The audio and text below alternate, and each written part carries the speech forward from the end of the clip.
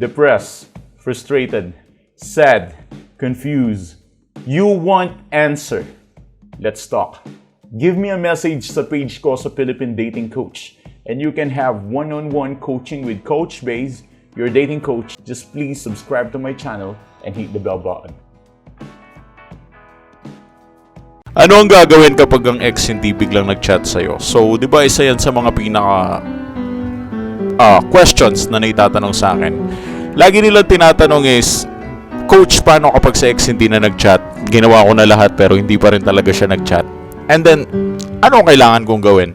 Bibigyan mo ng mga some sort of advice, pero yung mga advice mo na yun parang hindi pa rin applicable kasi may mga sagot sila na gustong hanapin at may mga sagot sila na gustong mangyari o magawa.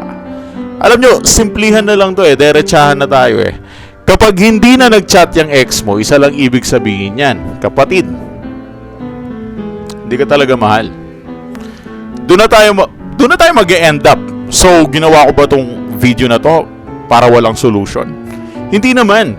Ginawa ko yung video na to para bigyan ka ng sagot dun sa tanong na yon. At ang sagot sa tanong na yon ay wala. Asan yung sagot? Yun yung sagot. Kailangan mong masatisfy at kailangan mong mag-move on.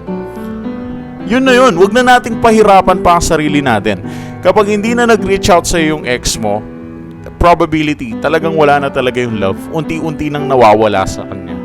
And that's the main reason kung bakit nangyayari itong paghihirap na to na nararamdaman mo. Huwag mo na kasing pilitin pa. Kung hindi mo naman kailangan ipilit, huwag mo nang ipilit. Hindi mo naman kailangan mag-chat na mag-chat. Alam mo, kahit hindi ka mag-chat, kung mahal ka niyan, mag-chat-chat yan sa'yo. Kahit anong paraan pa yan. Kahit naghahanap lang yan ng printer, tinataro yung utang ng tita niya, o kahit ano pa. Gagawa at gagawa ng paraan yan para i-chat ka niyan. Pero kapag hindi ka chinat niyan, ang kailangan mong gawin ay masatisfy ka. Masatisfy ka na mahalin mo ang sarili mo at mag-move on ka na. Tapos na tong laban na to. That's it. Wala na bang solution? Ang solution lang dyan, magbago ka. Babalik din yan, tandaan mo. Babalik din yan kung aayusin mo ang sarili mo. Pero kung hindi mo aayusin ang sarili mo, huwag ka nang umasa na babalik pa yan. Fix yourself. Ano bang mahirap dun?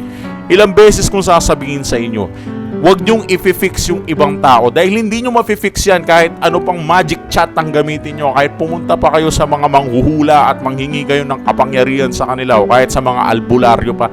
Hindi yan mag-chat sa'yo kapag hindi ka niya mahal.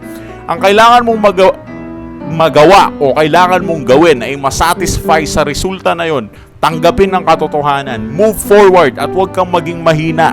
Lakasan mo ang loob mo.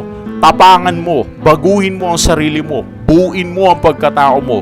Hindi pa ubos ang tao sa mundo, kaya kapag hindi nag-chat ang ex mo, mag-move on ka, yun ang gawin mo.